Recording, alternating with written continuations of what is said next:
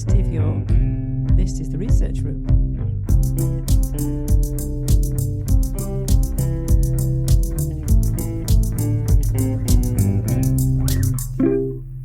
Hello, welcome back to the Research Room with me, Lucy Apper. And me, Janine Healy.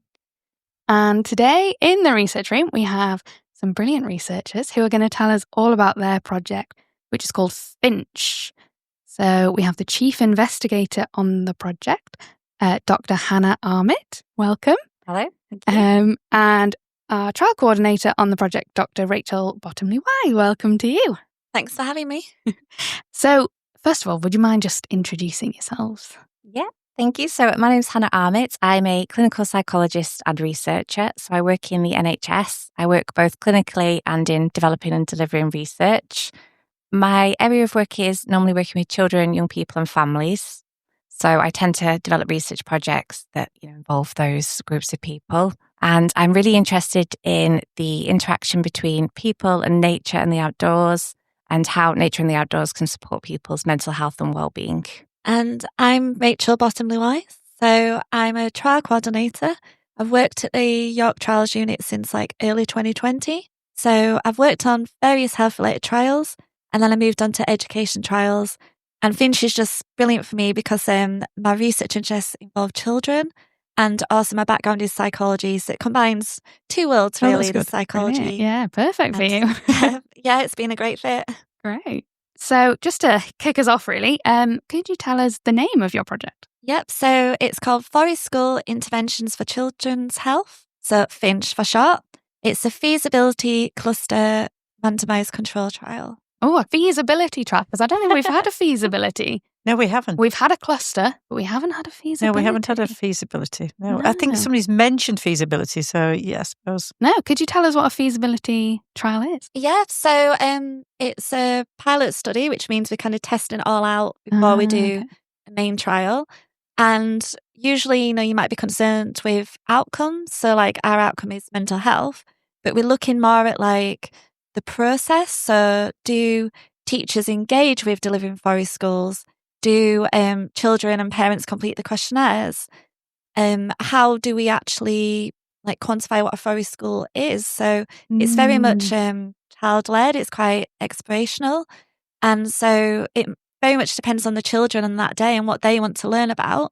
So if we comparing different forest schools, it's not a one-size-fits-all approach, really. It might not, one school might not be the same as what another school does. It might change by session. Yeah. So it's something that's quite interesting, really, to see, can we actually deliver it and can we actually do research in this area? Right. Do you think this is a time we ask what a forest school is? No. You're not going to let me ask? I'm going to leave that for a minute. Okay. So we have this little competition of about the short name as to how good it is. Which is Finch. Finch. So tell me what your long name is again. So it's Forest School Interventions for Children's Health. Forest School. Where's the N in there then? I think intervention, the I and the N is capitalised. Okay. We really wanted a nature-based acronym. I was going to say... So it's a bird. It's a bird. You've got bullfinch, goldfinch, greenfinch. Okay. It does make me think of the woodlands. It does, yeah. And nature. Yeah. I quite like Finch. So we're going to rate you see. Yeah, so, we have to give you a rating out of 10. So I'm going to set Lucy off first because every time people stare at me and I give them a higher mark. So I don't want to do that. So, well, I actually really like Finch, even though it's not, one letter per word, which I think Janine loves a really pure acronym. I do. Clean acronym. But I like it. I'm going to give it an 8. Oh. Because it makes me think of the woods and it gets me in the mood for forest schools. Okay. All right. Well, I can.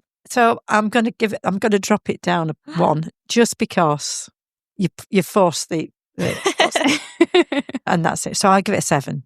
So we're okay with that. Yeah. Okay. That's good. I feel like we're being very kind all the time now. They're all 7s and 8s and 6s. We've had a 6. Yeah. Well, it's just quality acronyms that we obviously come up with at the York Trial Unit. Didn't we even have a child designed like a little bird logo for us or Yeah. something? It's Oh, really cute.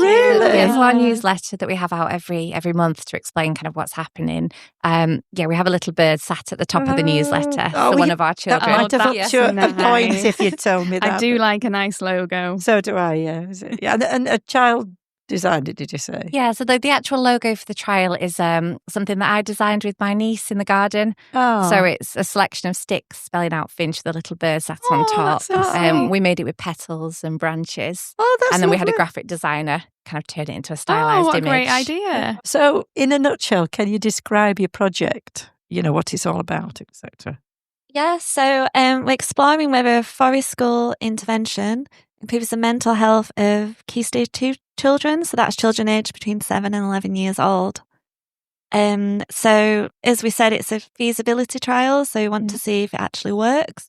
And we know that there's a growing number of children who experience poor mental health. So we want to see how we can actually support them in practice.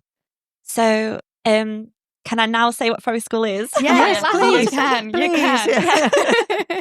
Please. Yeah, so what is a forest school? It's an immersive experience where children are out in nature, and it's a non-classroom based session. So it's looking at like child-led activity and exploration. So there might be something that the child comes out in nature and they really want to do that day, and then the whole session can evolve around that and their learning. There's I think 7 different activities they could do, like lighting fires. Oh, wow. I'd like obviously that. safely. In one of the sessions, they were roasting marshmallows over a fire, Oh, and the kids brilliant. absolutely loved oh my it. God, at school, and that is your lesson. Yeah, That's like really cool. That's brilliant. Yeah. I went to go observe, and there was like this fire pit, and I got home. My partner was like, "You stink of smoke," because I sat downwind of this fire pit.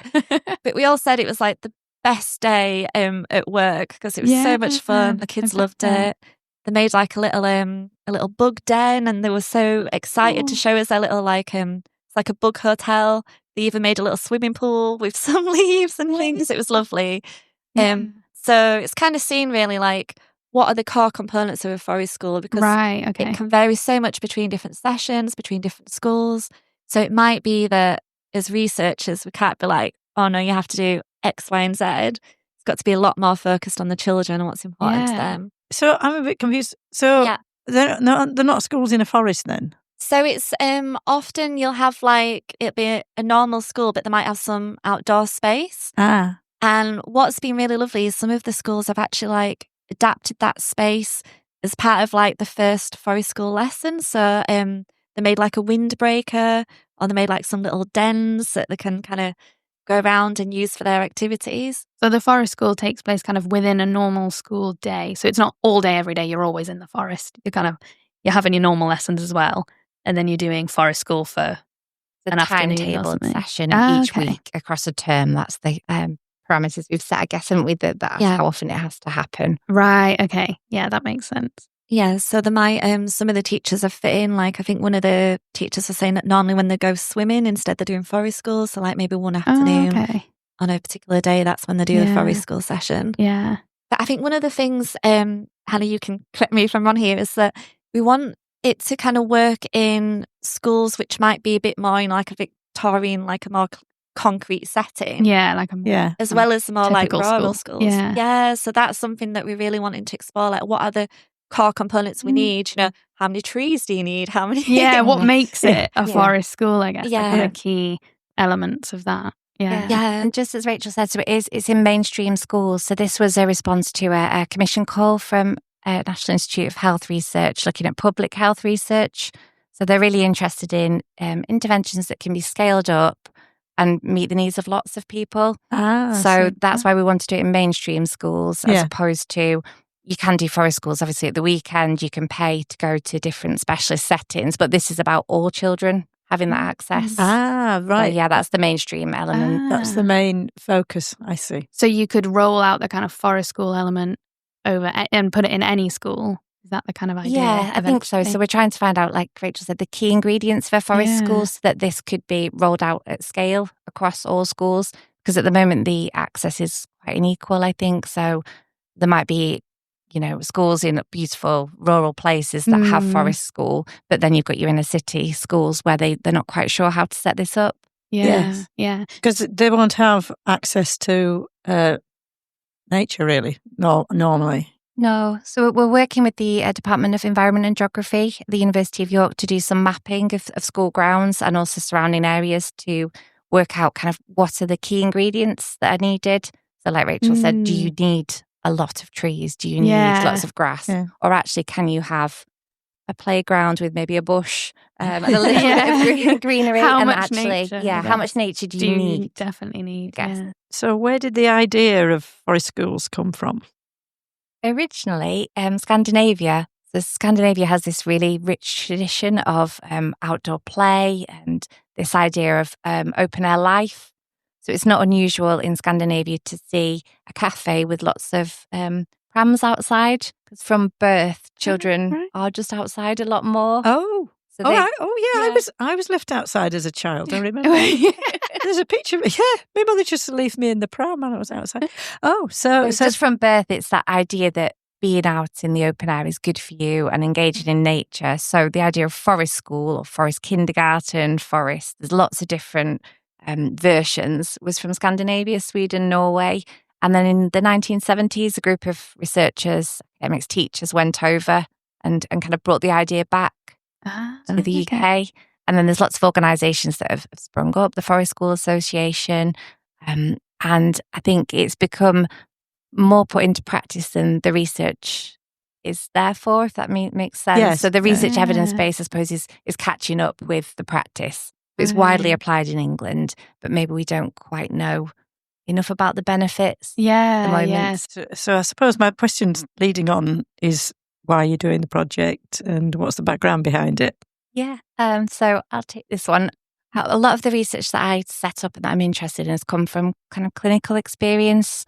So working in mental health services with children and young people, as Rachel said, it's becoming a real area of difficulty. I think the rates of referrals to CAMS services have doubled. Yeah. And that's child and adolescent mental health. Well, I learned that on an earlier episode. Yeah. She's very good.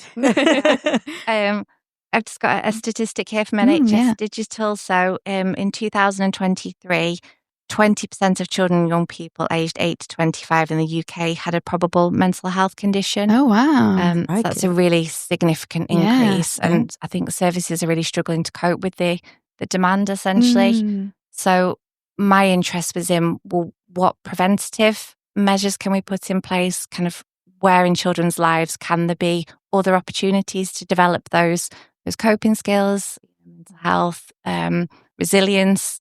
So I started to look at things that are taking place in school, things that are taking place in the community. And then this was a commission call, particularly looking at green space and mental health. So it felt like a really good opportunity to think about, right, what is out there that could support children and young people. We know that schools are supposed to have kind of social and emotional plans in place to support children. And forest school feels like one of those things that's just really different and that all children can access. Yeah. Then just looking at some of the evidence base, there is quite a lot of evidence around forest school, but it's quite small case studies or kind of qualitative studies. There isn't anything really rigorous to say. So there's no proper trial. Yeah, definitely. And I guess, as Rachel said, it's a messy intervention though, so it's not always that open to study in those kind of more rigorous ways, like randomized control trials. So the first stage is to think, can we even do this? How do we do this? Can we get the evidence that forest school could be really great for children's mental health and well-being? Yeah. That's not great. Yeah. So how do you explain emotional health and well-being? I guess working as a psychologist, you come across a lot of people with mental health problems. So that's more your conditions that can be diagnosed. So depression, anxiety, OCD, obsessive compulsive disorder. Yeah. I guess emotional health and well-being, we all have emotional health and well-being. We might not all have a mental health condition. I suppose it's everybody's just how you feel day to day. Are you happy? Do you have good self-esteem? Right. So that's how you would describe it. Oh, that's good. Thank you. Yeah. So are children going into school happy, feeling confident, feeling confident in themselves, feeling that they're looking forward to things? I guess that's your emotional health and well-being. Yeah. I guess, is it just important to think about, Rachel said we're focusing on key stage 2. I just wanted to explain why we're looking at those older primary school children, because I think when we're talking about mental health, it's really relevant that actually they're in a really, I don't know, quite stressful position. I think sometimes in school they're coming up to doing exams, they're about to transition to high school. I think the pressure starts to increase when you hit kind of middle childhood. And perhaps there's less play and kind of less opportunities to go outside. So we put a lot of focus on little ones and them engaging with nature and playing. Oh gosh, yes, that's right. We do. And then as you get older, and then senior school, you're just like, straight into exams, isn't it? You know. But that's a really good emphasis. So that's why you focused on the And is Key Stage 2, what age is that? So it's 7 to 11 year olds.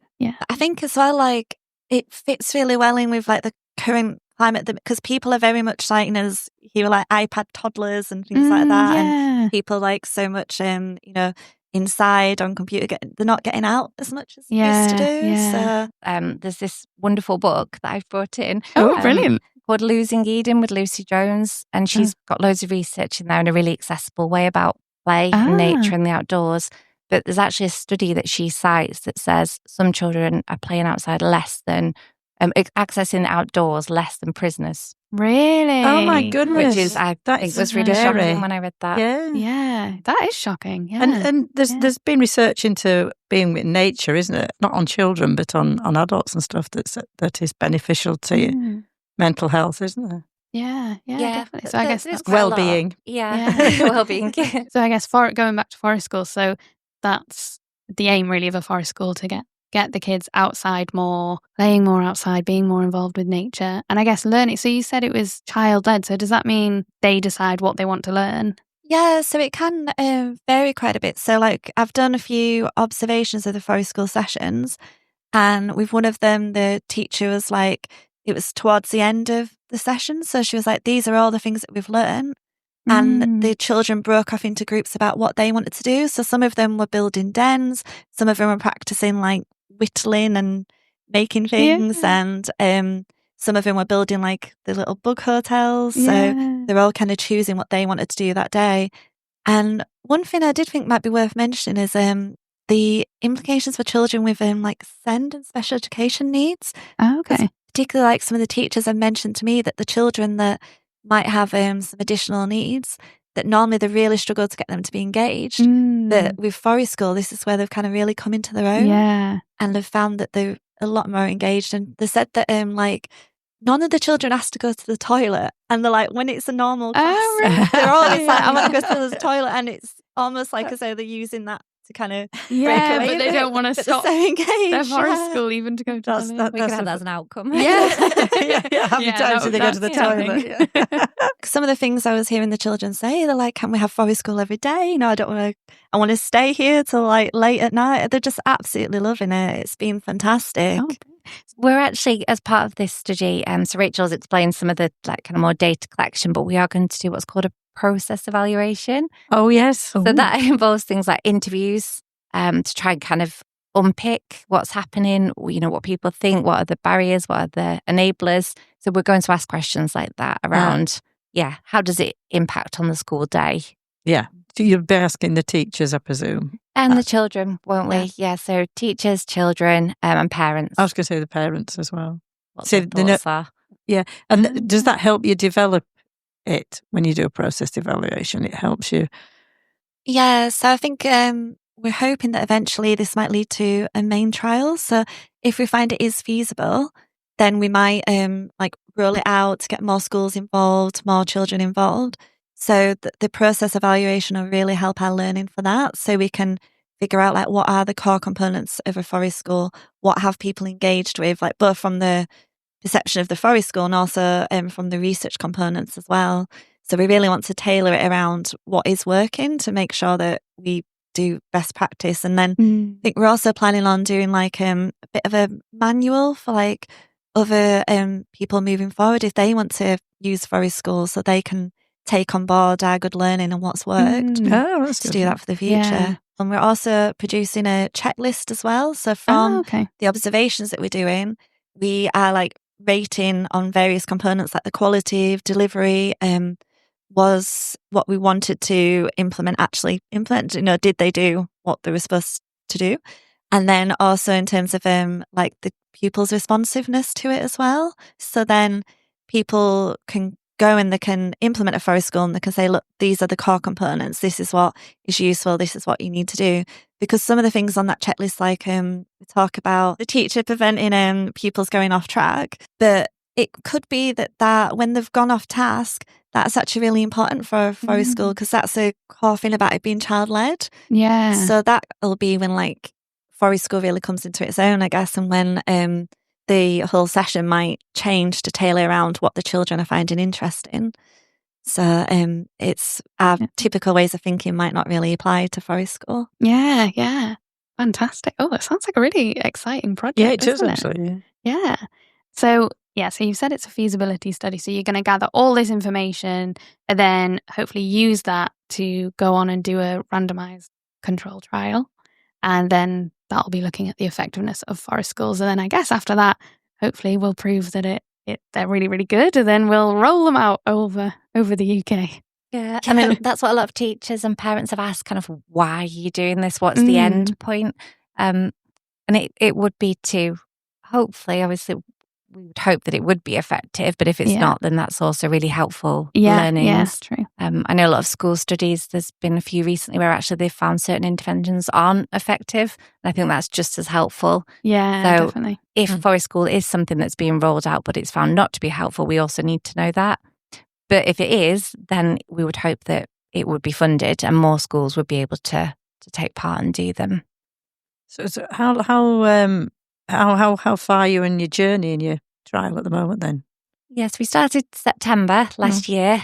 So we're doing really well at the moment, aren't we, Rachel? We had loads of interest from schools before the study started. So we almost had our schools waiting and ready to go, which was fantastic. Oh, yeah. And just as Rachel said about the children with additional needs, so my area is working with autistic young people particularly. So our original plan was to look at special educational needs schools and forest school. But when we put that proposal together, we were told there isn't even enough evidence on mainstream schools, never mind thinking about a more particular group of young people. So start big and then maybe focusing on particular individuals. Yeah. So in terms of your study, what kind of things are you measuring? So you mentioned you were going to do interviews, and have you got questionnaires as well? I feel like there's always questionnaires. Oh, yeah. Yes, we have. Do you want to explain them, Rachel? Yeah, that's fine. So we've got questionnaires for the children, for the parents and for the teachers. So we're looking at things like the attitudes and engagement with nature. So like how often at the start they'd like take the children to the park and engage with green space. And then we're also looking at the like child's well-being. So as Hannah mentioned, all those things about like to do with the social and emotional development. Also, we have some like demographic information. So to see if, for instance, children that might have a particular need or a particular from a particular background, or whether that might influence the results as well. So we're looking at before they take part in forest school at week 12 and at week 24, and our main outcome is to do with the child's well-being. Yeah. How do you measure the well-being? So we've got it's called the Strengths and Difficulties questionnaire. So the teachers are completing it about the children. For the child questionnaires, we've got this nice thing where they circle like their connectedness with nature. So it's like got an image of like a natural space like grass, parks, and then an image of themselves, and they've got to see how interconnected they are, like if they are one with nature or quite separate. And that's quite interesting to see how that might change over the period of forest school. Yeah. And it'd be interesting to see if the concept works. So that we're also checking if this is feasible. Is it a good measure to use with children? Yeah. Because it's difficult, isn't it, to get a measure? Yeah, it is. Concept. Yeah, it is. Yeah, so we're more looking at more child-friendly measures for them. So just thinking about nature connection and well-being, but just much more simple kind of measures we're using. Because it must be hard to measure children's well-being somehow from themselves. Yeah. The parents and teachers can probably see it, but they can't articulate it, can they? So especially the younger So if you're 7, it's harder to conceptualize how you're feeling day to day, I suppose. Definitely, yeah. And that's something as well, I guess, in the interviews that we might pick up on, if they are finding the questionnaires a little bit difficult, whether we need to look at a different way to measure their well-being. Yeah. So I guess as part of being a feasibility study, you're looking at which questionnaires and which tools can we use to get our outcome measures in the main trial. Yeah, exactly, yeah. And is that, because quite often in our research studies, we also have to look at the cost of kind of the things that we're testing. Is there a cost analysis element? Yeah, there is. We've got a wonderful research from University of York, Susan Griffin, who's helping us with our health economic analysis. So thinking about the resource use, how much money are the schools having to pay, to set up forest schools. Because ideally this is quite a low cost intervention. But also thinking about time. So teachers' time, do teaching assistants need to come and support, and how much is that costing? So that's a really important aspect. I think schools' budgets are very stretched and very tight. So that's a big thing, really. I'm sure everyone would love to do loads of different creative things, but budget's always a thing. Yeah, is it worth mentioning about the donations that we're doing as well? With our newsletters, we're asking people if they have any wellies or equipment and things, because the idea is that we want forest school not just to be something to do in the summer, which is something that a lot of our spring schools are a little bit apprehensive about. What if it's a rainy day? Yeah, that's nice true. Weather? Can you do indoor forest school? So the idea is that that's opposing. It doesn't quite work, does it? You can't put some trees inside your house. Yeah.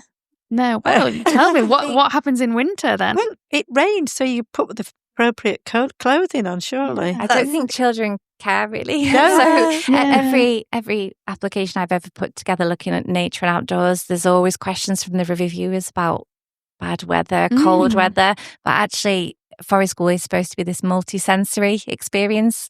And actually, what we find is that children don't care. It's maybe the adults that need to dress up a little bit warmer. Just want to go outside. Yeah. Oh, brilliant. Okay, so you're looking at lots of different schools. How many schools do you have? 8 schools. So there's 4 for the intervention, so 4 taking part in forest school and 4 for the control. So you are randomly assigning them, are you, to these schools? And then comparing those like a randomised control trial? Well, it is a mini one, I suppose. It's a mini randomised controls trial. Yeah. Okay, then you'll compare the outcomes from both of them and see if the forest school has better ones. Yeah, exactly. So we'll compare the forest school ones to the control ones as well. Brilliant. Well, it sounds like such an interesting project. I want to do some forest school. So do I. Should we go outside at lunchtime and make a fire? Perhaps you could have forest workplaces. Yes, that would be good, wouldn't it? Yeah. So what's next for the project then? When does it kind of finish? We've got quite a long time left still. We finish next June, so June 26th at the end. So we are just finishing collecting the baseline data for the summer schools. We've got quite a lot of data collection to do still across summer. We're about to start our interviews. It's really exciting. So that would be taking up a lot of the time. Yeah. And then as we come into the new year, we'll be looking at the workshops that Rachel said about, thinking about a manual. So we'll be getting lots of experts together to think about that. So there's still a lot to go. Quite a lot to go, We're very much in the thick of it, I think, at the moment, aren't we? Yeah, I think there's also the observations as well. So that'll be for the 2 the summer cohort schools that are delivering the forest school intervention. We're going to go and observe and sit with the class, and the kids are lovely. They're just so proud to show us everything. I bet that's such a nice part of it, sitting in with the kids. We all said it was like our best day at work. I bet, nice. And then we'll be looking at obviously writing up the findings and thinking about applying some more funding to take this to a bigger trial. And hopefully, if we found that it is a feasible thing to investigate. Oh, okay. Brilliant. We'll look forward to the next bit as well. Yeah. Yeah, fab. Well, I think now what we've got some little questions in this hat for you. So we've got our random researcher questions that we're going to pick out. You can read the first one, Janine. What's the next big goal for your project? At the moment, I'd say, I don't know if you agree, Rachel, is we're still just collecting some of the baseline data for the summer schools. We've got a very tight deadline. So we're all a little bit, we're very busy at the moment, just getting those last questionnaires in. So from parents, obviously we've had some holidays recently. We're building up to holidays. It's trying to fit in collecting all the data, I think. That's the big goal, is to get as much baseline data back as possible. Yeah. And also we've got, it's the week 12 follow-up for the spring school. So it's kind of happening simultaneously, that we've got the baseline for the summer and the week 12 for the spring. So it's been a bit busy at the minute, like travelling around all the schools to collect the data. Yeah. Oh, yes. Sounds really good. Okay. What's one thing you wish you had more time to spend on?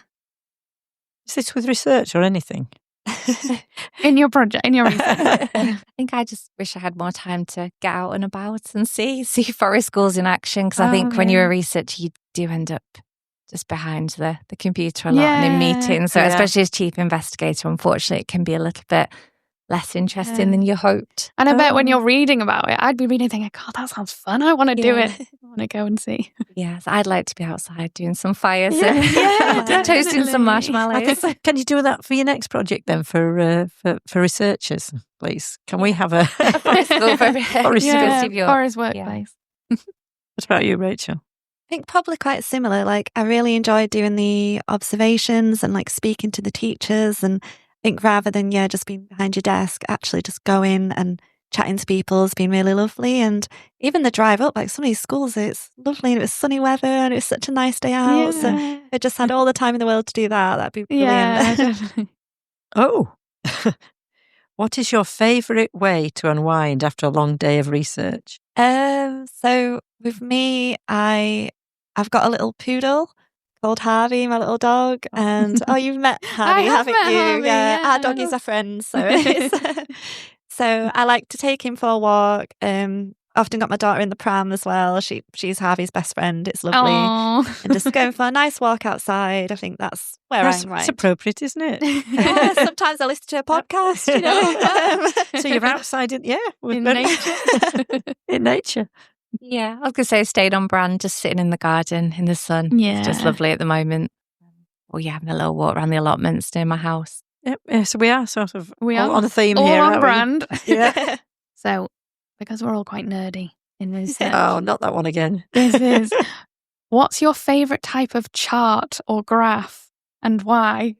I guess I like a Gantt chart. That's the only one I can think of off the top of my head. That's a good one, a Gantt chart. Yeah, No. I like to see, like how this study is going to go and all the different times, and it can be pretty colours. And I like a lot of colour. Me, Oh, you just like colour, don't you? Yeah, I do. Makes up my day. It's a really good one. I'm very organised. I like planning and organisation. So I'm going to take that one as well. I don't think we've had a Gantt chart before. Most people just say pie chart. I think most, which I like a pie chart, but yeah, I like it. A Gantt chart. Okay, Gantt chart's on the list now. We're off on nerds again. What's the nerdiest thing you do? I don't know if I want to call it nerdy though, because that sounds like bad, but I quite like playing computer games. Yeah. That's nerdy. That's nerdy. Is it nerdy? I feel like I'm don't worry, that's insulting my nerdy. people if I say that. It's, in a good way. I feel like we're all a bit nerdy. Yes, I like playing computer games, but like me and my husband have played games quite a bit, but we have to stop ourselves playing them now because we'd be up until like 4 a.m. With a small child, that's not a good idea. No, it's definitely not the best. It can be hard to stop.